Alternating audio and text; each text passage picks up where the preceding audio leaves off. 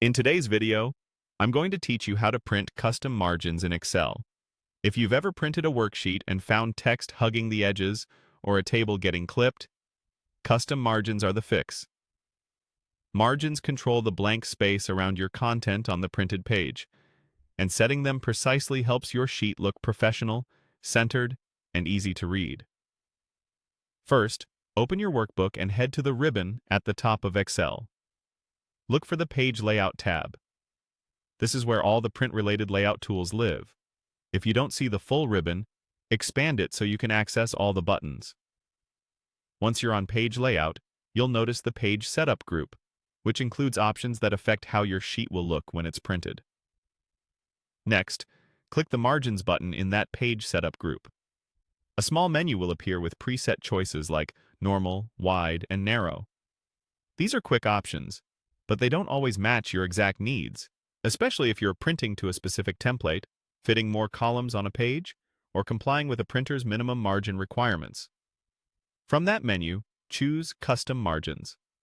This opens the Page Setup window on the Margins tab, where you can dial in precise values. This view is consistent across most versions of Excel, and it's the place to go when you want control over every edge of the page. Now set your margins. You'll see boxes for top, bottom, left, and right. Type the exact measurements you want. Excel uses your system's units, usually inches or centimeters, so enter values that fit your paper size and printer. If you're printing a wide table, consider slightly larger left and right margins for clarity. You can also adjust header and footer margins separately, which control how close header or footer text gets to the edge.